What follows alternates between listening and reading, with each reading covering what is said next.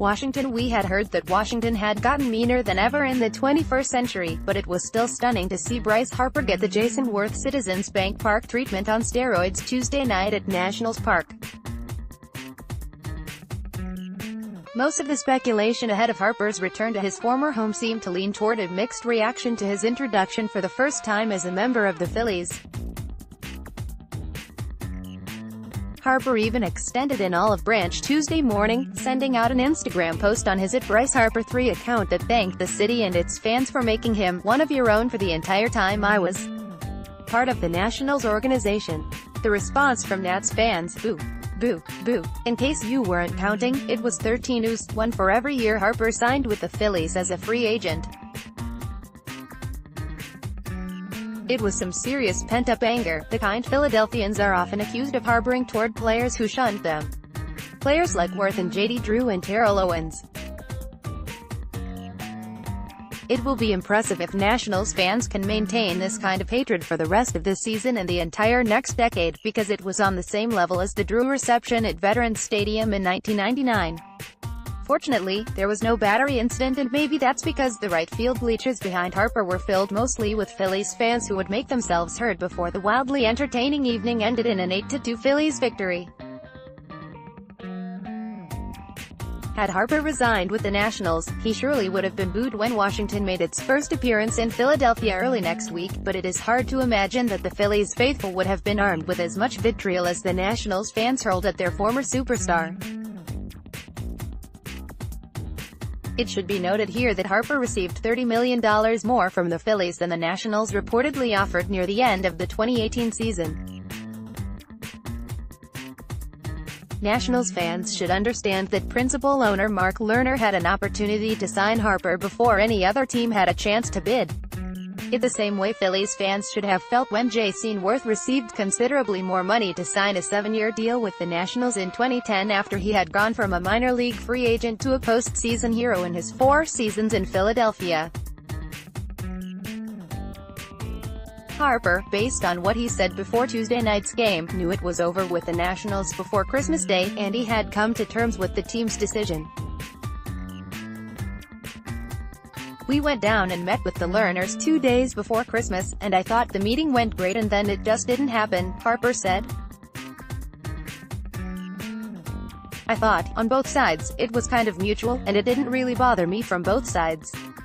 I felt, okay, they have 2 great young outfielders, and they have a great plan, and they're going to do what they want to do for their organization. I said all last year, if I'm part of it, great. If I'm not and they want to move on, I'm fine with that as well. I have no hard feelings against the Nationals, the Lerners and the Lerner family.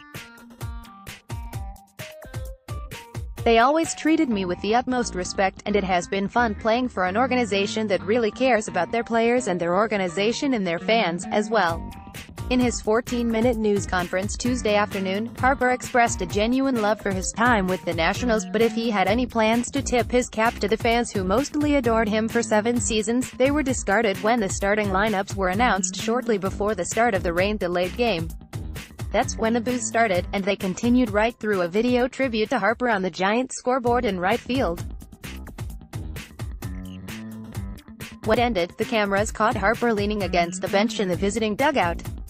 It would have been wrong for Harper to tip his cap after such a greeting, and he opted against it. Some great theater was about to follow.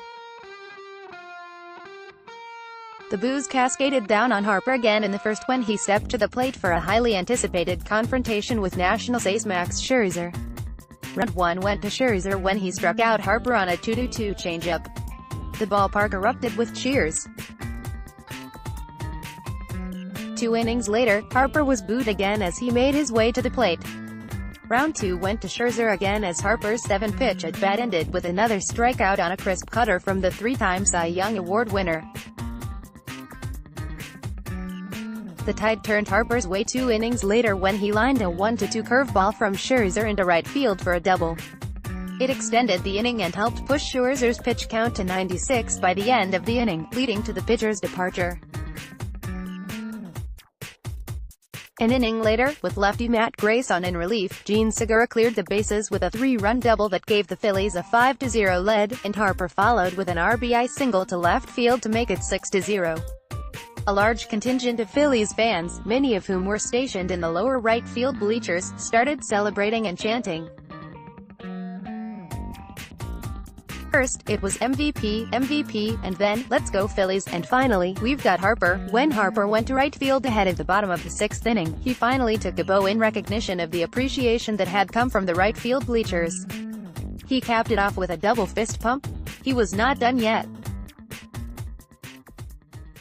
In the 8th, Harper sent a 2-2 fastball from Jeremy Hellickson into the second deck seats for his 3rd home run of the season.